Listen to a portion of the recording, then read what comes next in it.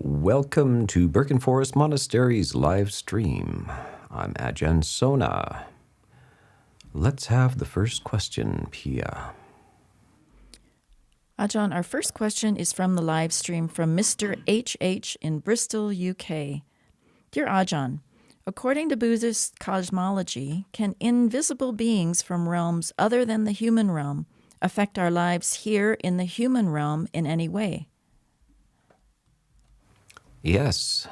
There are, according to the suttas and commentaries, there are interactions. Generally speaking, though, it's a very rich encyclopedia of the details of the spiritual or cosmological universe, the universe of beings.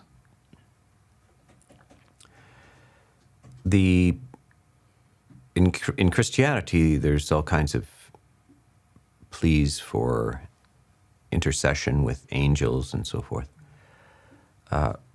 Generally in Buddhism, devas, kind of what is referred to as angels in the Christian idea, are rather unconcerned with the human dimension. They're not intervening or appearing too much, primarily because the lifespans and the conditions in these heavens are so vast and removed from the trivial lifespans of humans that it just seems inconsequential to these devas. It's called devas. The word deva means shining one. And this, so the trials and tribulations of humans are not high on the agenda of devas. The lifespan of a human, if they live to be 100, is kind of a day in the lower heavens. The lower heavens have shorter lifespans. The higher heavens, at least in the sensual heavens, are extraordinarily long. So even in the lower heavens, a day is equivalent to 100 years of a human life. So it's like humans' concern for insects. We don't really have insect hospitals, or occasionally we save an ant from a pond of water or something like that, if you have nothing else to do. But it's not high on our priority list. The primary function of human life is not, to last a long time. It's primarily a moral dimension.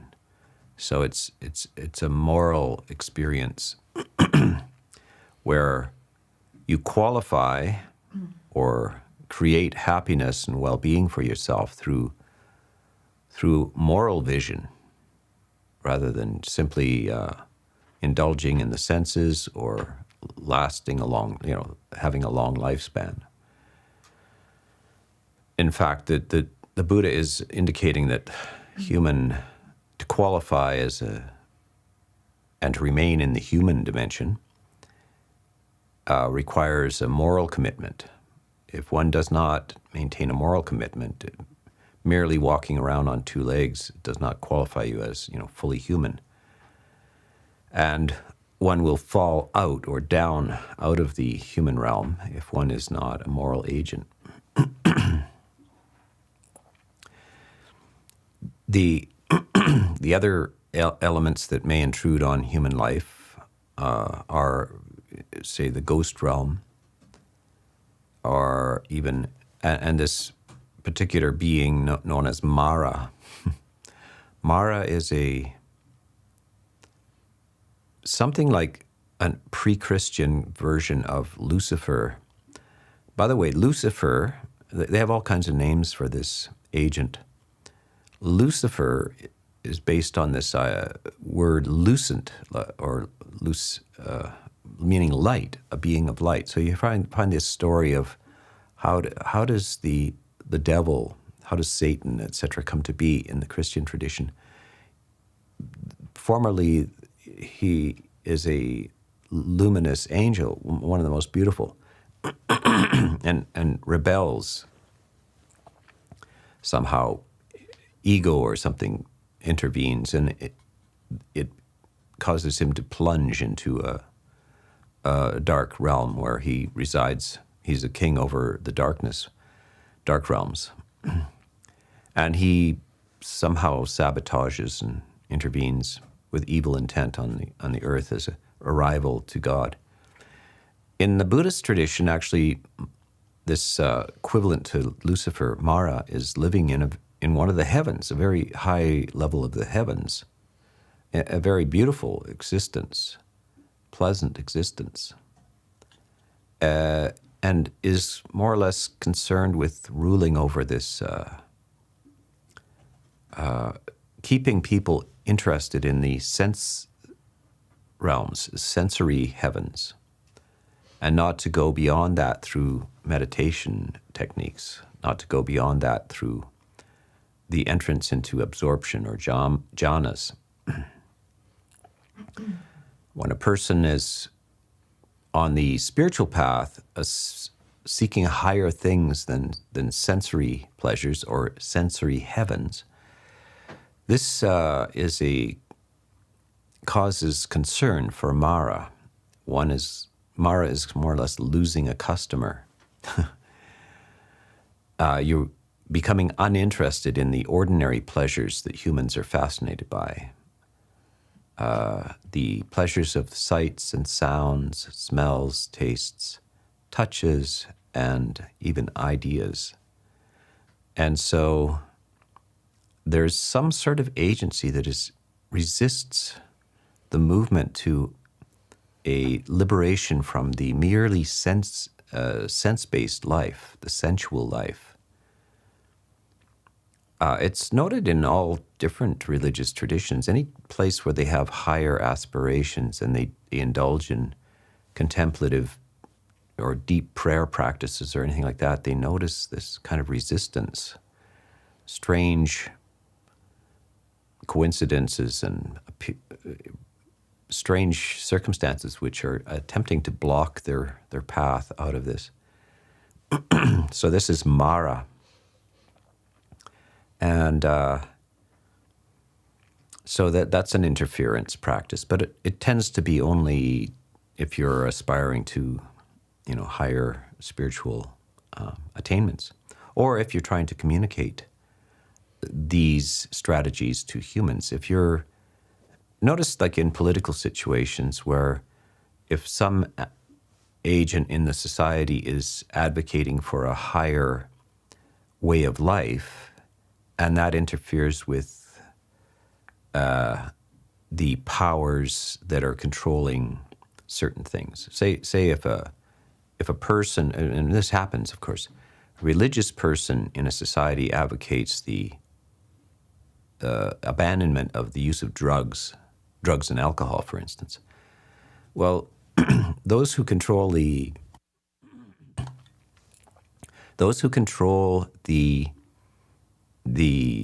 supply of drugs and alcohol and make a lot of money off of it will be resistant to that. Sometimes they'll even use violence to silence those voices, or they'll ridicule those voices, etc. So you're cutting into their business. And so those kind of voices that advocate a higher vision of life will be in opposition to those who are getting benefits or seeming benefits from lower forms of lifestyles. So they will resist that, and they will interfere and attempt to keep their customers. So this is kind of built into the into the universe. Notice that certain voices are silenced in society. One of the most famous is, of course, Socrates. Socrates is advocating for the good life, the true, the good, the beautiful. And he is eventually taken to court and sentenced to death for questioning the values of the society at the time. And this is a perfect example. High visions advocating for higher values are a threat to lower values. And this is continuous through society. So so we see it graphically with humans, but also in some ways, who is influencing these humans? It is kind of a whispering in the ear from unknown sources. Ideas come into the mind, etc., from unknown sources. So this is messengers. And so this is one of the things. The other area is this ghost element. The ghostly element can more or less be seen graphically in the human realm, where very humans who are, parts of them are missing. They have grave missing pieces to their inner life. They are struggling with something which is invisible to the eye. They behave in strange ways. You see huge levels of addiction and more or less attempts to soothe pain, more or less with alcohol and drugs and so forth, which tends to be like throwing gasoline on a fire. It just makes it worse and worse. Now, this also persists after death, according to Buddhism and most of the other spiritual traditions as well. This type of configuration of mind is not, unless the person works their way out and becomes whole, more whole and complete. Now, this is the word holy. The old spelling of to become whole is Holy. To become holy, to overcome your sufferings, your pain, and not treat it symptomatically through drugs and alcohol or violence and things like this. So this is the ghost realm, and the whole atmosphere is darkened by the presence of this. You can see the decay and decline, the darkness, the chaos, and non-sanitary kind of conditions that occur in these situations. So this also persists in this dimension, this ghost dimension, which occasionally kind of spills over into the human realm as well. So this is in the West, it's kind of described in Dante's Divine Comedy. You'll see his visits to these realms and his inquiries as to how these beings got there, etc. And you will see that there are in Buddhist texts many centuries, almost 18 centuries earlier than Dante's Divine Comedy, there are visits to these realms by monks of high psychic capacity, and they also inquire as how do you get to these situations. They also report, those who have high refinements of psychic clarity, they report interactions with beings that are not visible to others. And they talk about interference from these realms as well. So this is the complex and very rich vision of the cosmos from the vantage point of the extremely meditated mind. Okay, next question. Next question from the live stream is from Zoltan in Houston, Texas, United States. Dear Ajahn, how can one recover from infidelity? Would you have any advice on how to forgive the cheating spouse and move past this? Well, you have a choice. One is there a sincere commitment to fidelity? Is that the agreement in the relationship? The problem is, what is the arrangement for relationships? In the West, we're in a post-Christian era where what was understood as marriage or committed relationship is no longer very well understood.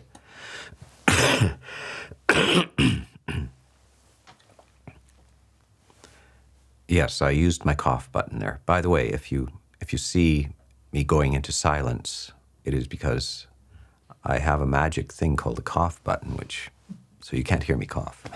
You can only see me cough.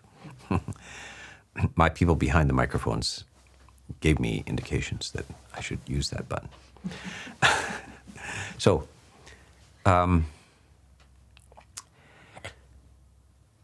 post-Christian ethics in marriage and relationships have disintegrated. Not all societies have the same kind of commitments or ideas about marriage. Buddhism does not have a strong idea about what is that a marriage is between one man and one woman. It acknowledges all kinds of arrangements that people had at the time, and doesn't dismiss too many of them, but it does say that if you make a certain type of commitment to each other, then you should abide by that. So it's more or less trust and commitment, whatever that happens to be. And remember, at the time of the Buddha, there was polygamy. People had 3 or 4 wives or more, and this was not considered an illegitimate arrangement, but at the same time, one needed to remain committed to whatever that arrangement was. So, to this day, in Buddhist countries, you see that there is no strong inheritance of like one man, one woman for life kind of thing. Divorce is possible, separation is possible, etc. So it's much more a wider spectrum of things. But commitment is there. So if your committed other has reneged on the deal, then you have a choice. You can either say, okay, can we commit again and let this go? Or you leave and say, well, you couldn't hold up your end of the bargain, so I consider that to have canceled the relationship contract. So that those are 2 possibilities. Again, divorce or separation is not a forbidden thing in Buddhism. More or less, integrity between individuals is the key to it. And if you're no longer desirous of being with that person, then it's not necessarily a strategy to stay with them just because 10 years ago you thought it was a good idea.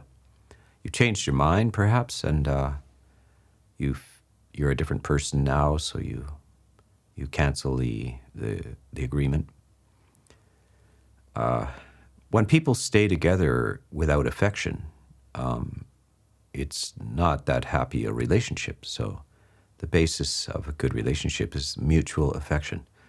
You both are very friendly and enjoy each other's company or care about each other.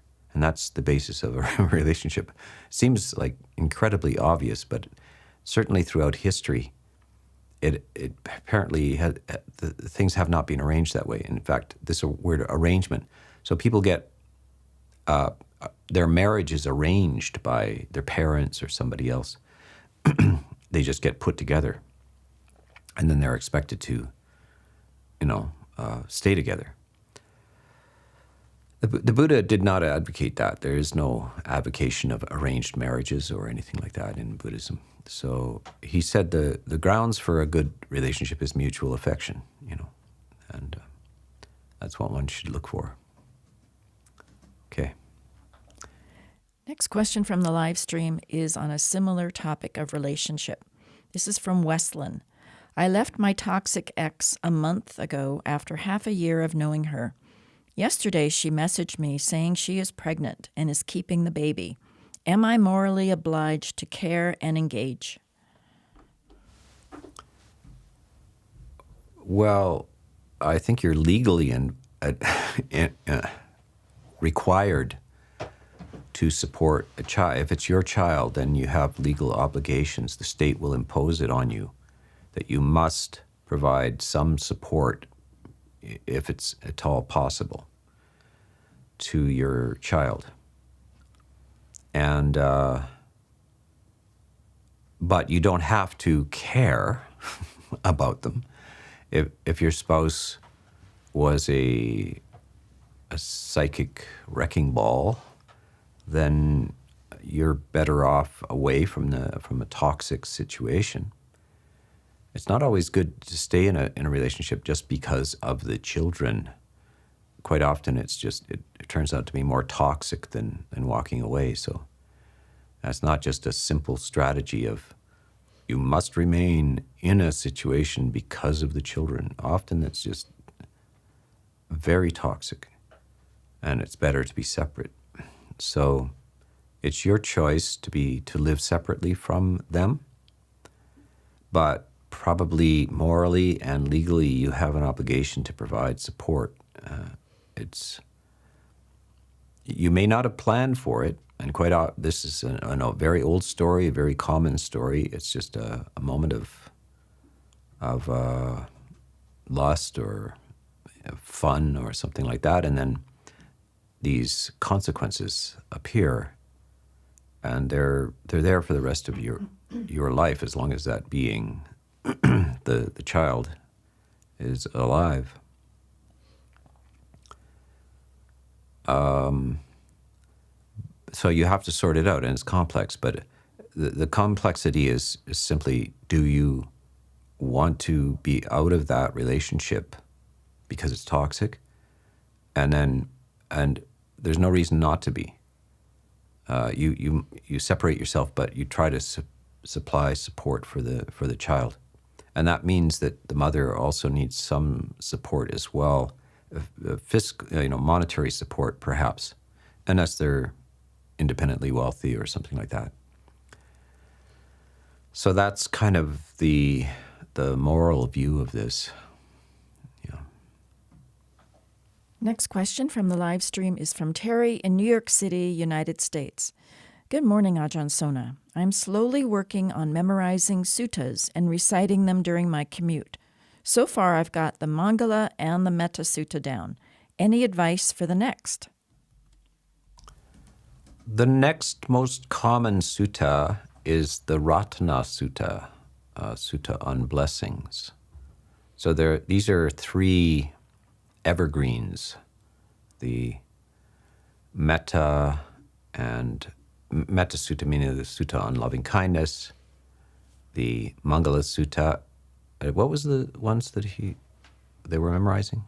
Mangala and Metta. Yeah, the Mangala Sutta is also on great blessings. It's basically a wonderful sutta, I think 38 blessings. By the way, if you want to know what the blessings are, I gave a whole retreat on it. 10 talks on the Mangala Sutta, I don't know, at least, on this channel. So look, it would be titled On Great Blessings. It's really a very useful, it's very practical, full of really good advice. And then the Ratana Sutta is also about blessings. It's kind of used by monks as well for like house blessings and so forth. The other one is Dajjaga Sutta, which is the qualities of the Buddha, the Dhamma, and the Sangha, the famous Iti Piso Bhagava Arahang Samma Sambuddho. You'll hear this is the first chant that comes up. The qualities of the Buddha, the beautiful qualities of the Dhamma, his teachings, and then the qualities of the Sangha, those who follow the teachings, who are in engaged in the teachings in a proper way. So there's 4: the Dajjhaga Sutta, Itipiso, known as Itipiso quite often, the Metta, the Mangala, and the Ratana Sutta. Another one, which is quite often recited, is Anatta Lakkhana Sutta, the marks of no self, or the characteristics of no self, not self, Anatta Lakkhana, which is a very core idea in Buddhism. And so it's quite often chanted as well. Okay, let's go on to the next question. Next question is from Carla in Hattiesburg, Mississippi, United States. In one of your previous talks, you mentioned a discourse in which the Buddha says something along the lines of, quote, "I would not tell you to make effort if you could not make effort," end quote. Would you please tell us where in the Dhamma this is found and elaborate on what he meant? This, I think specifically, it's certainly found in the Parinibbana Sutta, which is found in the longer length sayings, the Parinibbana Sutta. That is the sutta when the Buddha is very near death. So the last sermon of the Buddha as he's approaching death. However, it's basically found on every second page of the entire Pali Canon. It's called right effort. It's the 6th factor of the Eightfold Path. That's what it. And most people they have the titles of these path factors, right effort, and then they go on to right mindfulness and right concentration. But underneath the basic title is a subheadings. 4.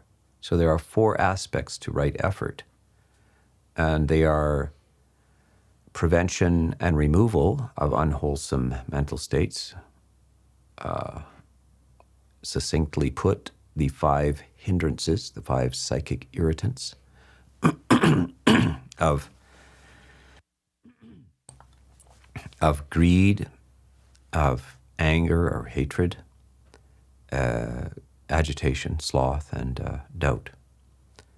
And then the cultivation and preservation of positive mental states, the 7 factors of awakening: mindfulness, investigation of Dhamma, energy, joy, serenity, concentration, and equanimity. And these are to be brought into existence and maintained and deepened. So these are the 4 right efforts, and the Buddha is advocating that. Let me see, maybe I can introduce a book that I have just written not too long ago, and it's What Comes Before Mindfulness, right? What Comes Before Mindfulness is the title. And it's about cultivating the inner garden, which is right effort. In the path, mindfulness is the star. It gets star billing on the billboards. But what comes before it is necessary to understand right mindfulness, right effort. And it's contrary to a lot of psychological teachings in the West. All kinds of ideas about being kind to your anger, or being with your anger, or normalizing your greed or your anger, and etc. It's the psychology of the West is about normalizing or becoming less pathological or dysfunctional, so more or less functional. But Buddhism is an advocation of supernormal psychology. And so if you don't understand the requirements of right effort, which are much beyond the what is called normal functioning psychology, then you don't understand Buddhism. So this is right effort. It's this very special kind of effort. And mindfulness is not mindfulness. It's right mindfulness. And all of these things are only right if you have the right context for them, and that's called right view. If you don't have right view, none of the factors of the path are Buddhist factors. So they're all explained under right view. What are you attempting to? How do you see the universe? How do you see human existence? If you have a view of human existence is that you appear out of nothing, you live some sort of life, and then you disappear. Then that is not a Buddhist view. It's not right view. That view is hard to. Some people commit to some strategy of morality. Others do not. They don't see the point of it. They can't find an argument which advocates delaying gratification in order to attain higher states of being or something like that. So that's your view determines what follows. So you need right view in order to understand right effort. That's a very brief explanation, but you read the book. It's on Amazon, so you can order it on Amazon. There's various versions of it. And it will explain it in fair detail. But I also, if you don't like reading, I explain it in great detail in a number of talks on this channel. So right effort, I've given whole 10-day retreats on right effort. So exhaustively explained. Yeah. Next question from the live stream is from No One Everyone in Iran. Dear Ajahn, is an, quote, uprooted fetter actually gone for good, as the term suggests, and the partially unfettered mind that has yet taken another body exhibits traits of being unfettered from birth? Or rather, is it weakened and momentarily forgotten about, and the fetter has to be uprooted again and again until all causes and conditions for further rebirth are exhausted? Yeah, let me just unpack that. The fetters are called samyojanas in Pali, and they are the deep, latent tendencies in the human psyche.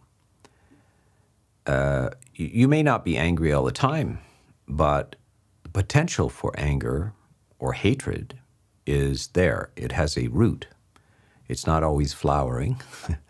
It's not always and you may go even days or weeks without being angry, but because the root of it is there, it is always a potentiality, desire and craving as well. Sloth, agitation, and doubt, etc., spiritual doubt, have roots to them. So these are called the samyojanas, the roots. Fetters as well, like they are chains which you have on you, which are not always stretched out. You're not always aware of the fetters. The fetters is a very old British kind of term, really bonds or ropes or chains upon your limbs. And these restrict your freedom. You are bound by them. And the only way to get free is to erode them until they're weak enough that they can be broken. Once they're broken, they're broken. They never return. And then so the question comes up, say, if you break some fetters, not all of the fetters, but some of the fetters, what happens when you die and if you're reborn, say, as a human? Now, this can happen. The first stage of enlightenment breaks 3 of these fetters. And then it's possible to still be reborn as a human and in the next life. Are those fetters which you broke, those chains, and is it still broken in the next life, or do they regrow? According to the text, this is very well examined in the texts and in the commentaries as well, in great detail. and they remain they don't regrow. Once they're broken, they're broken. They do not regrow. And so you might see it in the personality of a child. They are very scrupulous in they don't inflict death upon the creatures around them. They will hesitate to even kill a bug. They are not prone to excessive greed or violence. They're kind of a moral being right from birth on. Of course, you have to wait till they're, a certain age before you can see that they have any agency at all. If they're a baby lying in a crib, you can't determine their moral qualities. They're moral. They don't transgress any moral barriers because they're incapable of it. Only when they become 3 years old, 4 years old, do they have any kind of agency. And then you can see that the whole personality is somewhat mild and careful about their relationship to other beings. You can also see the opposite, where the fetters are very strong, and the person happens to be born into this world, and right from the very earliest days, they're demonic in their behavior. They're psychopathic, deliberately cruel, and so forth. It's just incredible. The range of personalities in a very, very early days. Now it's very hard to explain that from modern, just like a materialistic viewpoint, how people's personalities are so strong in their birth. Usually it's explained by genetics, because there's not enough time for nature to take place. Nurture to take place, rather. Although it can be as well. It can be born into a very cruel and neglectful environment. And then we say that their personalities are shaped by their mistreatment. But sometimes a person is born into a very nurturing, loving family, but they have outrageous, almost demonic temperaments. And it's absolutely eerie to see, but it's very clear. Many, many, many cases like this. And they're also, some of them are angelic. even they're born into a very rather a low moral family. They have an angelic personality.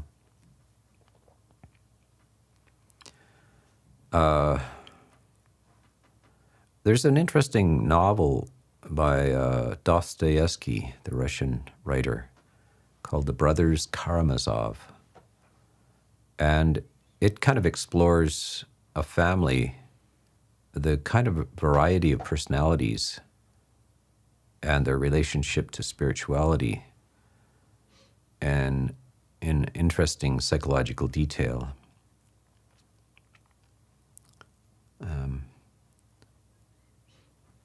So the fetters, once they've been removed, they do not and cannot regrow. According to the Theravada tradition, the early Buddhist canon.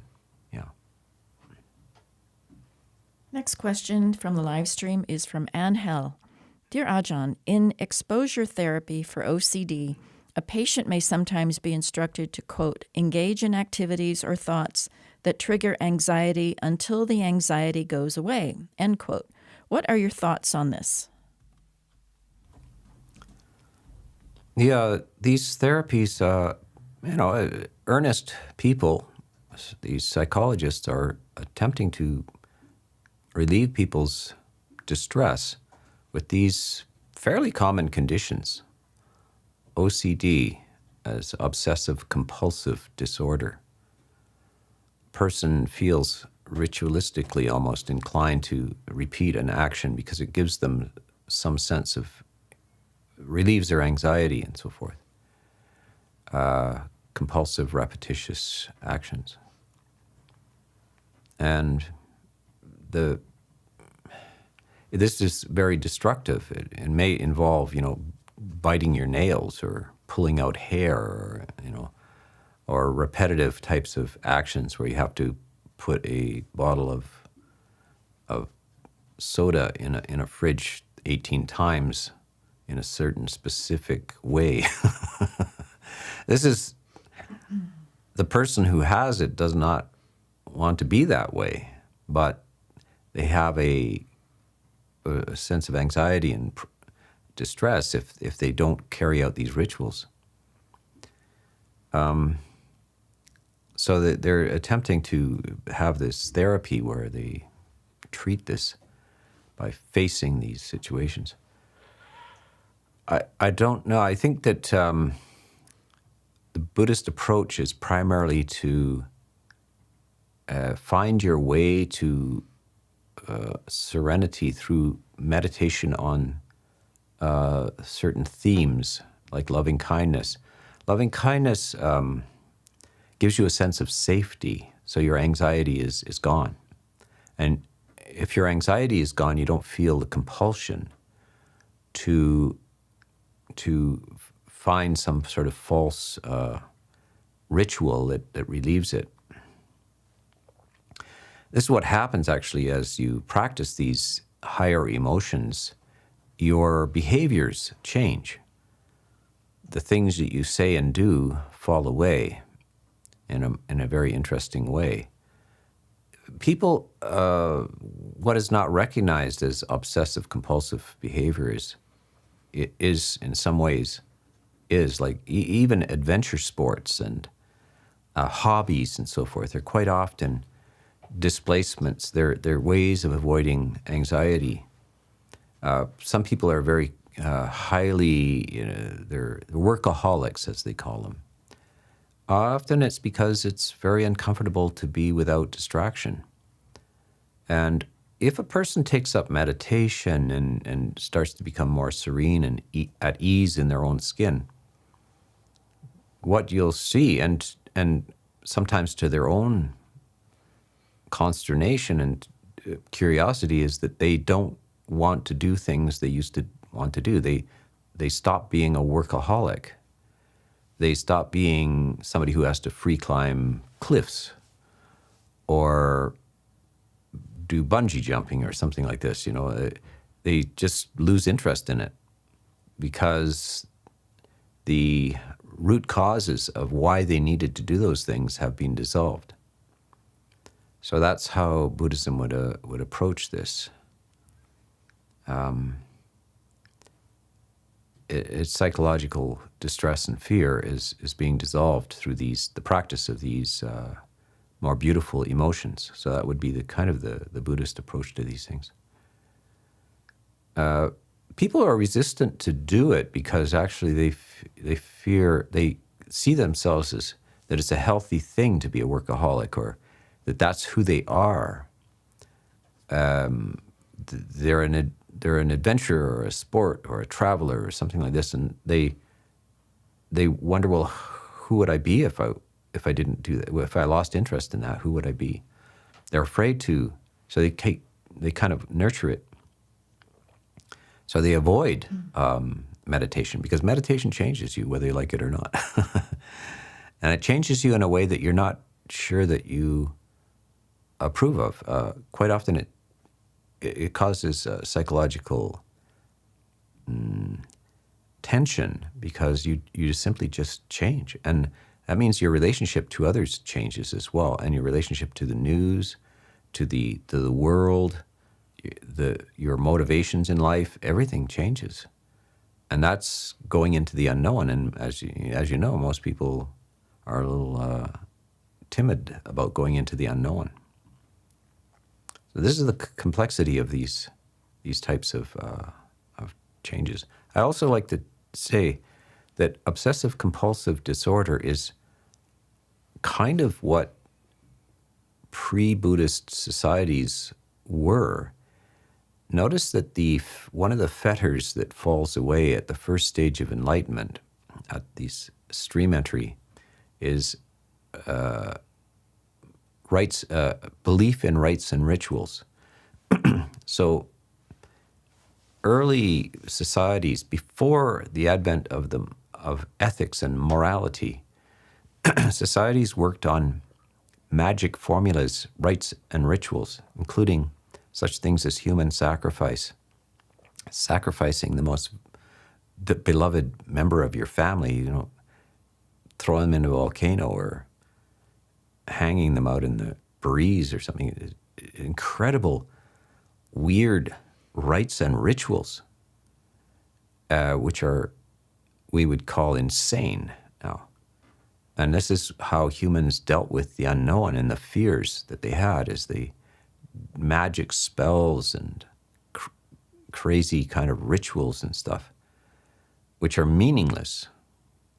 And this is one of the things that the Buddha saw around him, all kinds of like animal sacrifices and everything. The Buddha went around and had to say, and this disturbed a lot of people who were convinced by that mode of being, that these things are not only ineffective but poisonous and negative, and you will get negative results from believing in these things. So he's pushing them into a different world where you're an ethical being and you have to take responsibility for your moral conduct in the world, your speech and actions. And if you don't behave in a moral way, you can't just make that go away by rites and rituals. So rites and rituals are often a way of displacing guilt as well. And he says, no, it doesn't work that way. This is also, we find this in the Greek philosophers as well. They're attempting to come to existence in a new way with ethical matters involved. And that is also very in conflict with the rites and rituals of that part of the ancient world.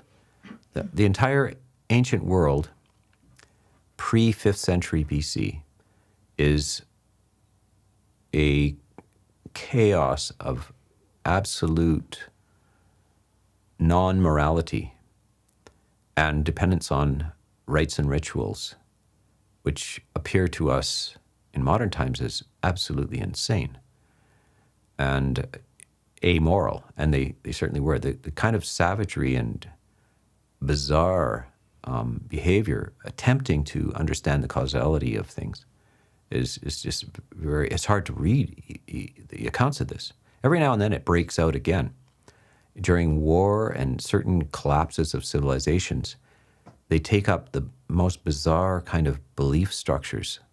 They cease to be motivated by personal responsibility and morality. And this is, you can see this, a whole society collapses and declines when they abandon virtue. They abandon the appreciation of, say, truth in speech. So that is one of the things the Buddha says, that unravels everything. Everything else falls with that. When you are not concerned with truth or false speech in full awareness, then things go down the toilet. So, yes, that's a little talk in itself. Ajahn, our next 3 questions are on a similar theme from the live stream. Chris in Texas. Dear Ajahn Sona, I'm wondering, how do I navigate in a state, Texas, that is a far-right state as a Buddhist, feminist, and rebel? From Be Like Water, any Buddhist advice for those of us striving for equanimity after the USA election? We are very worried. And from Alex, Dear Ajahn, how can I skillfully cope with constant fear for my civil rights and dread for the environment regarding the recent election in the U.S.? Yeah, Buddhism has a very good response to that. And there are social warriors, and there are environmental activist warriors, commitment, and so forth. And all of this stuff is can be okay, good, just ideas. You want justice in society, you want care and concern for people and the environment. And it becomes a major driving force in people's lives and their psyche. What Buddhism can help you with is that you must understand that you can still be concerned with social justice and the environmental situation. But you don't need those toxic emotions to carry these things out. You must insist that you yourself must not flood your own system with toxic emotions. If you don't want toxins in the water and in the air and in the food, then why would you put toxins into your own system through toxic emotions, which are anxiety, fear, anger? All of these things are toxic emotions. So you have to infuse yourself with loving kindness and equanimity. And it doesn't mean that you won't do anything because you are a serene and peaceful person who has goodwill. In fact, those types of emotional attitudes will sustain you in your necessary engagement with the political situation, the social situation. In order to be in for the long term and not to get burnt out or absolutely distressed by the whole situation, you need to have a psychic health, emotional health.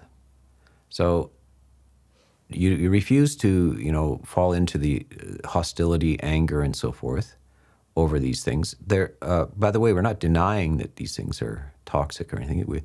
When a society is very declining or full of outrage and harsh injustices and so forth, and the environment is being polluted and so forth, then these are real things and not good for anybody. But how do you sustain a counter force to this without destroying yourself? You must insist that your motivations are based on good emotions, and this is the famous in history. This is what these great philosophers in history have advocated: is that no matter what the craziness of the world, you must remain wise. You must remain sane in the midst of craziness. You must remain with a good heart, a warm heart, in the midst of hatred and toxic emotions. And good ideas will come out of these ideas.